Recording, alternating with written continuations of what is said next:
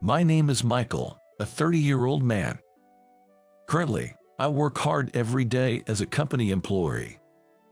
I'm busy, but I love my job, so I've always been focused on work from morning till night. Now I can have 3 meals a day, but growing up in a single-parent household, we were quite poor, and as a child, I often couldn't eat properly. The only decent meal I had was the school-served lunch, but that was only until elementary school. In middle school, I either brought my own lunch or bought something simple from the school store, and in high school, it was either a packed lunch or the cafeteria. I attended a private high school as a scholarship student, so we didn't need to pay for my tuition fees. I was fairly smart, so I applied to a prestigious private high school as my first choice. By scoring high enough, I was able to attend as a scholarship student without paying tuition fees. So, I never had to pay for high school. When I got accepted into high school, my mom was so happy she cried. Most of the students at my private high school were from the middle class or wealthy families. Among them was a wealthy girl named Jessica. Jessica always had shiny hair and wore high-quality shoes from well-known brands. Even in high school, she carried wallets from Louis Vuitton or Gucci, clearly indicating her family's wealth. Her father was a businessman. She always seemed to get whatever she wanted from her dad. I, having no connection to such luxury brands, was quite amazed by it, but then one day, an incident happened. Jessica's Gucci wallet went missing, causing a huge uproar in class. "Oh no, my Gucci wallet is gone. Someone must have stolen it."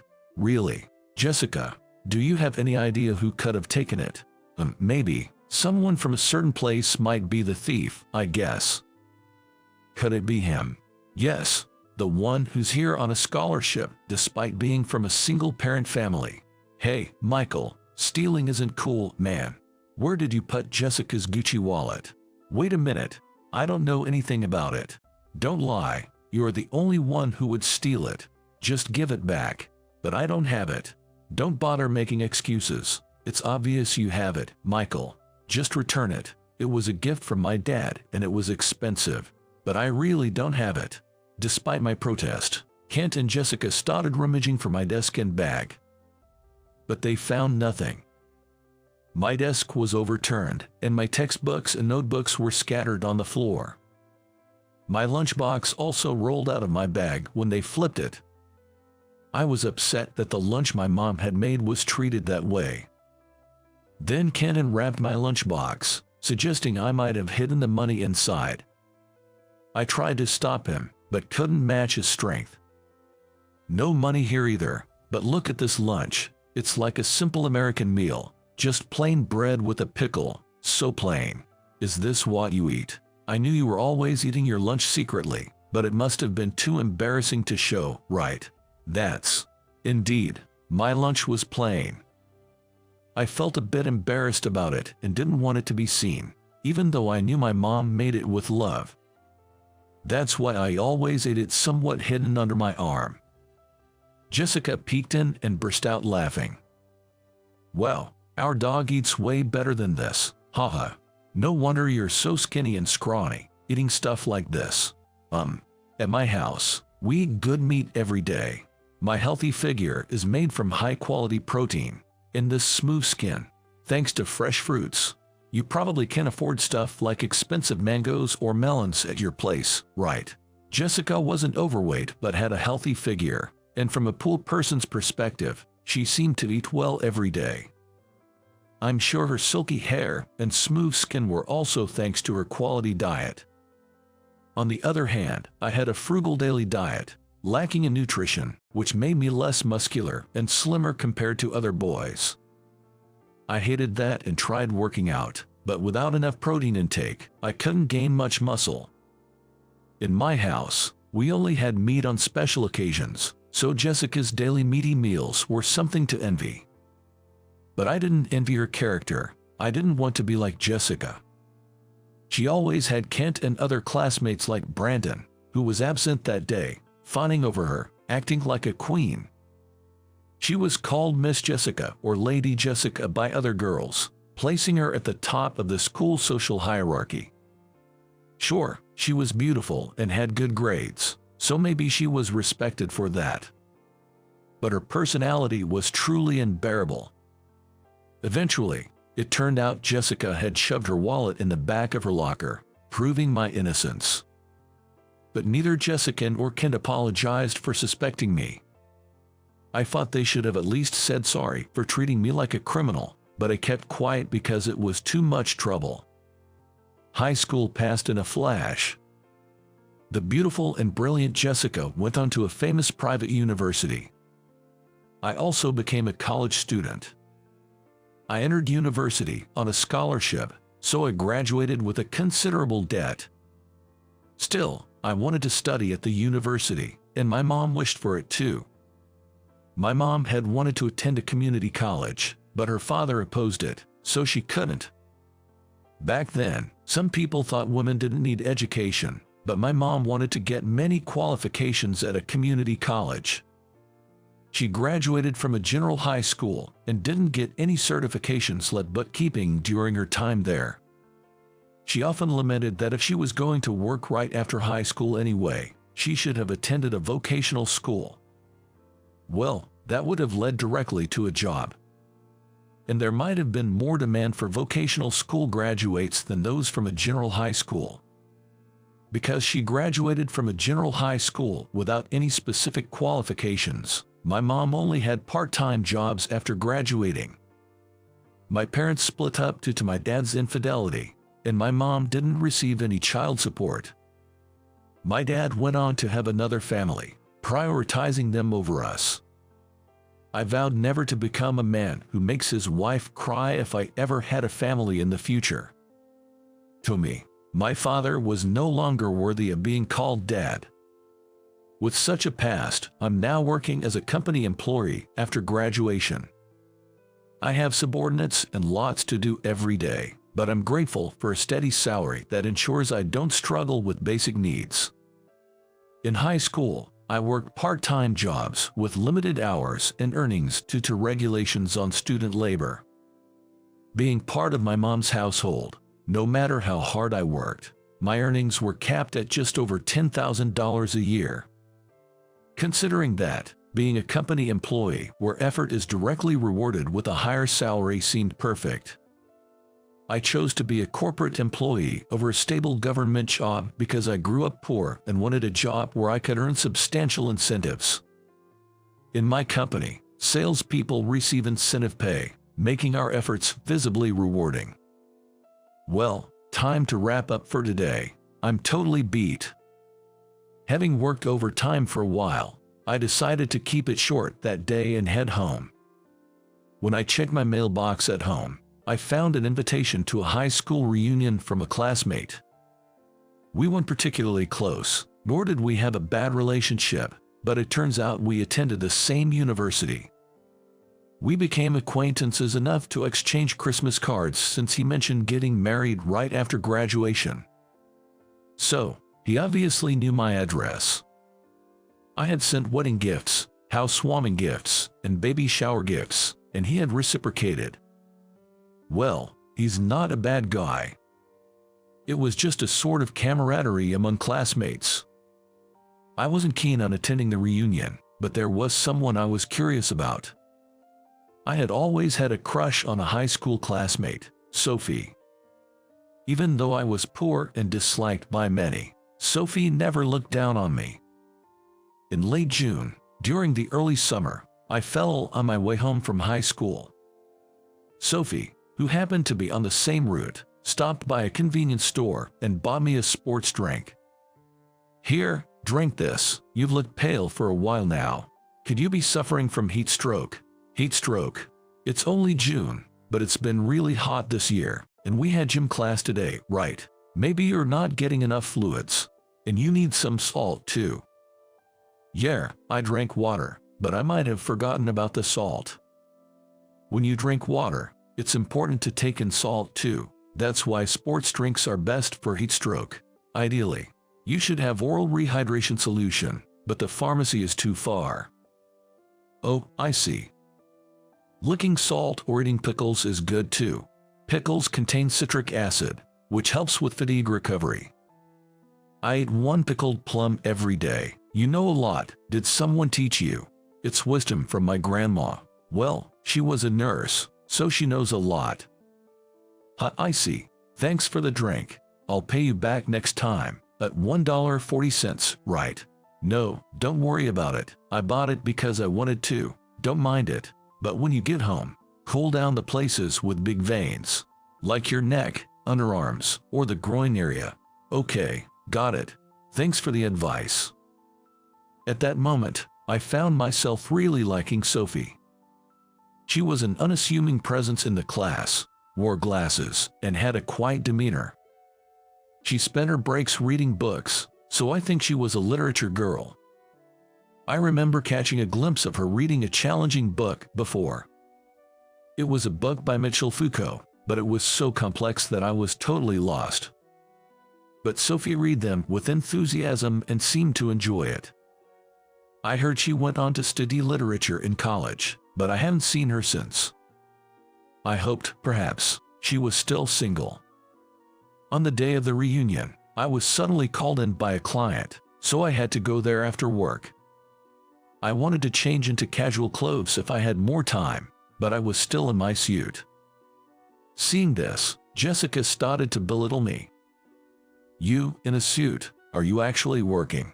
I heard you struggled to get into college, but it was a lower tier one compared to mine. So it seems pointless. Well, I graduated from the prestigious K University, you know. Yeah, I was called in for work, so I'm still in my suit. Didn't have time to change. You got a job. What kind of trashy company picked you up? With your university's level, it can't be anything impressive. Actually, it's one of your father's major clients. What? I work at Greenfield Corporation. We supply products to your father's company. Greenfield, as in that conglomerate-affiliated trading company. Wait, how did someone like you get into a trading company? How did you do it? Well, I got in through regular recruitment. I had a 4.0 GPA score, and I went on an exchange program after graduating. Maybe they valued that. You had a 4.0 GPA and did an exchange program. Yes, that's right. So, what are you doing now, Jessica? Well, I'm just helping with household chores. At that moment, a girl beside her whispered quietly. Making fun of Michael, I thought you'd be working somewhere impressive, but that's disappointing. What? Who are you, anyway? Don't you recognize me? I'm Sophie. What? You're that gloomy and plain Sophie. It turned out this girl was Sophie. She had changed so much since high school. She seemed like a completely different person. Sophie had grown her hair to her shoulders, adding a gentle wave.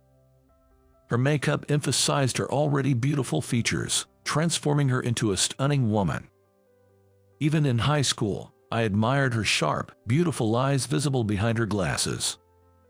But I was surprised how much a person could change without glasses. Her eye makeup really transformed her appearance. Jessica, now outshone by the beautified Sophie, seemed to be at a loss for words.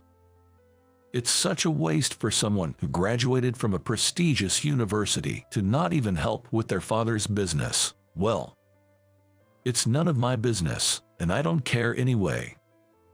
What are you talking about? I don't want to hear that from you. I'm preparing to become a bride, so I'm learning household chores from my mother. Learning household chores at this age, wouldn't it have been better to learn them earlier? I mean, most people can handle household chores by middle school. I'm thoroughly learning household chores to make a good marriage. I want someone who earns more than my father. Maybe with an annual income of $1 billion. Haha, Jessica, you should face reality. Guys earning $1 billion a year are usually already married. What? Who are you? I'm Kent. Guys earning $1 billion a year. Chances are they're already married. Jessica, you might still think you're all that, but we're 30 now. If you're serious about getting married, you'll have to make some compromises. You used to be on my side. Why would you say such things? It's just painful to watch. Everyone's got jobs or families, and then there's you, saying whatever you want. It's kind of pitiful. Brandon, you're terrible too. I've worked hard, attending cooking classes, learning makeup, going to matchmaking parties. It's just not the same. Brandon, you're the worst. Where do you work anyway? You were just fooling around in high school and college, right? I'm a national public servant. Just happened to be free to come here. I'm usually super busy. A national public servant. Yeah, I work at the Ministry of Foreign Affairs. And what about you, Kent? I'm a doctor. Dropped out of college, traveled from Africa to Asia, then re-entered medical school. Now I'm finally a doctor. You, a doctor? I was surprised that Kent and Brandon, who weren't great students in high school, had such respectable careers. Humans can change unexpectedly. Oops, gotta go. I'm an anesthesiologist, so I get called in for surgeries often. Wait a minute. See ya. Oh, and Michael, sorry for the stuff I did in high school. I've regretted it ever since and wanted to apologize. I couldn't find your contact info, though I later found out Ethan knew it. Yeah, Ethan and I went to the same university and kept in touch. Keep up the good work. Not medical advice, but take care of yourself. Thanks, you too, Kent. Don't neglect your health. Kent had to leave due to being called in. I thanked Ethan for inviting me to the reunion. If it weren't for him, I wouldn't have seen how much Sophie had changed. When I thanked him, Ethan said, "Go for it." But I couldn't bring myself to admit I was interested in Sophie. However, I noticed Sophie was glancing my way, making me wonder if she might be interested in me. Whoa, I'm drunk. If I drink any more, I won't wake up tomorrow. Where's my phone? What? This isn't my phone. Give it back. That's my phone. What's this wallpaper?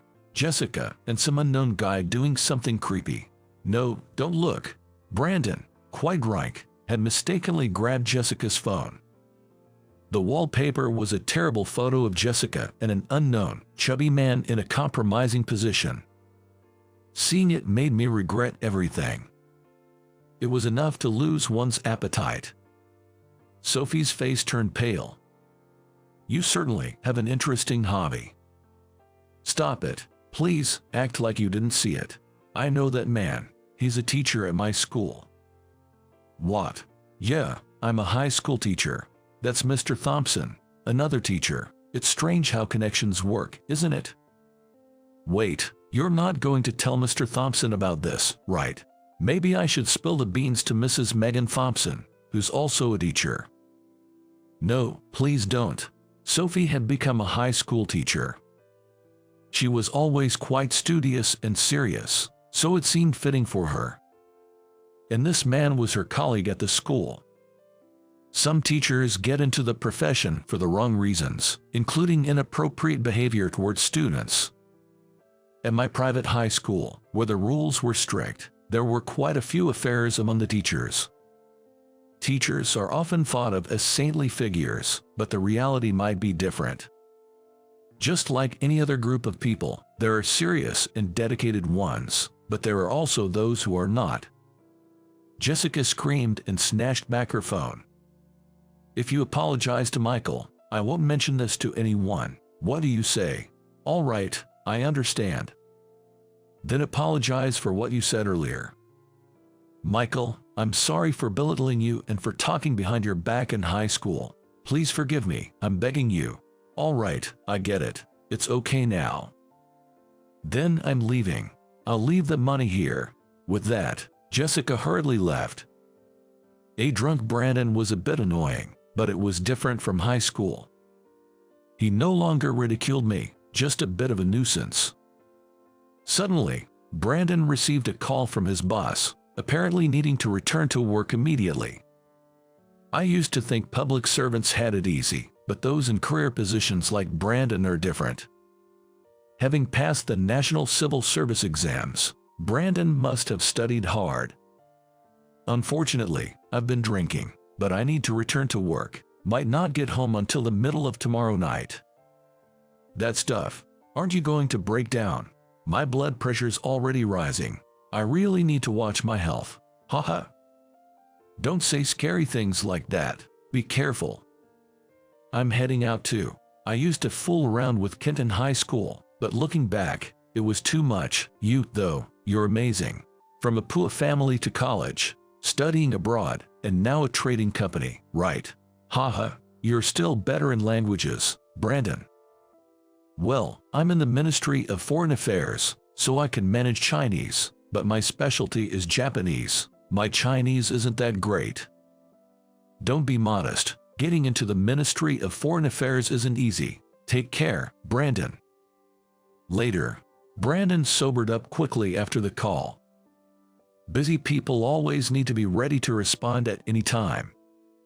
I'm in the same boat. I work for a trading company, and I'm constantly bombarded with communications.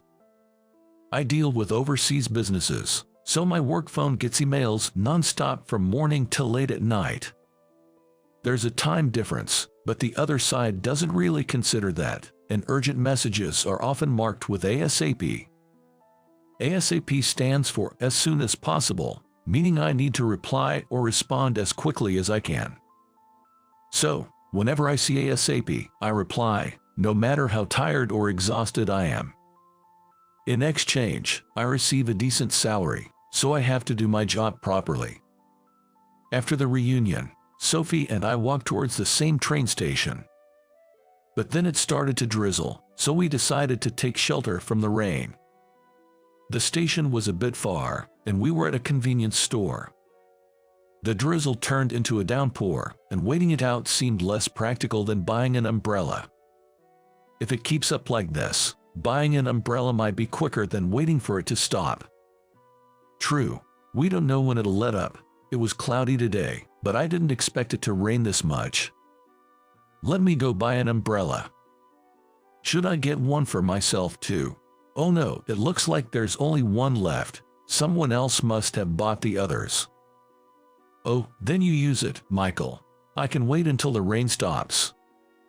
No way, we should share it. Okay. Sharing an umbrella felt a bit awkward at our age, but it was the only one left at the store. So, our only option was to share the one umbrella. I certainly didn't want to get completely drenched on my way home, and I absolutely didn't want Sophie to walk in the pouring rain either. We'd get a bit wet, but it was better than getting soaked separately. There was a convenience store at the station, so we could buy another umbrella there. As we walked, Sophie suddenly grabbed my arm, which startled me. But then there was a clap of thunder, and it seemed she grabbed me out of fear. When I was little, I got stuck in a closet while playing hide and seek. Really? Yeah, there was this loud boom. It was thunder striking nearby. Since then, I've been scared of thunder. Kind of a trauma, I guess. It's embarrassing at 30, thinking back to being stuck in that small space with loud noises around me. I thought you weren't the type to do such things. Like, you seem too well behaved for that. Actually, I did some naughty things, like smearing my mom's lipstick all over my face or burying my sister's shoes. I get the lipstick part, but burying shoes, what's that about? I used to think that if you bury something, it would grow, so I buried my sister's shoes in the garden, thinking new ones would grow. I was about 4 then. It's silly now, but I thought it was a cute prank. That's quite an imagination. I'm not sure if I've become more sensible, but now I'm a working adult. Being a high school teacher, I often hear that high school students are almost adults, but that's not quite true. They still have a bit of a child in them. That's why they have such rich imaginations. I get moved to tears by their plays during the school festival. By the way, Sophie, you wrote a script for the cultural festival, right? It was incredible. I always thought you had a talent for writing because you read so much. Thank you. Hearing you say that makes me happy. I'm glad I became a language teacher. Sophie always seemed so composed and intellectual to me, but knowing she had a mischievous childhood was a pleasant surprise. I might be the only one who knows these sides of her. She wasn't very talkative about herself in high school and seemed to prefer being alone. But she helped me when I was on the verge of heat stroke and explained things to me, so she's not averse to people. She's just not the type to share everything about herself. So, I was really happy when she shared her childhood stories with me. I felt special, like I was the only one who knew everything about Sophie. At the station, I bought another umbrella for Sophie. Then we parted ways, boarding trains in opposite directions. Before that, Sophie and I exchanged contact information. In high school, I didn't even have a cell phone, and even if I did, the address would have changed. Sophie and I exchanged contacts, and I was grinning all the way home. A little while later, I received a message from Sophie saying thank you for today on my phone, and I replied immediately. Afterward, we started finding time to contact each other. My work is busy, so I have limited time for calls, but talking to Sophie is always comforting. Thoughts of dating and marriage kept popping into my head. I'm already 30 and want a girlfriend. Curious about family life, I contacted Ethan, who married early and has a big kid now. After talking about it, I was teased with "you haven't confessed yet," which finally pushed me to make the decision to confess to Sophie. 3 months after the reunion, Sophie and I met again. Today, she had straight long hair, not curled like before. Her makeup was subtler than before, but she was still beautiful. Staring at her long eyelashes, she caught me and asked, "What are you looking at? Is there something wrong with my face?" "Oh no, it's just that you look different from high school, maybe because you're not wearing glasses." "Yeah, I got LASIK done." "Really? Did it hurt?" "They anesthetize your eyes, so it doesn't hurt, but you're awake and your eyes are open. It's not full anesthesia." "Yikes, I couldn't do that. I'll stick to contacts. Too scary for me." "It's really comfortable. I recommend it. Anyway, what did you want to talk about?" Well, I thought maybe another day would be better, but I really wanted to say it today." Today's your birthday, isn't it? Happy birthday. I wanted to treat you to a celebration again some other time, but I at least wanted to give you your present today." "Well, that's so sweet. Thank you. Did you come just for that?" "Yes. I wanted to see you on your birthday and wish you in person." "Can I open this?" Sophie unwrapped the gift I handed her and gasped in delight. It was a bottle of wine made in the year of her birth. At the reunion, we were at a fancy bar that served wine, and Sophie was drinking wine steadily. She didn't even get flushed despite drinking quite a bit, and when I asked her later, she said she loved wine and had a high tolerance. So, I chose this as her present, and she was thrilled. "Sorry for the heavy gift. I was thinking of sending it to your house."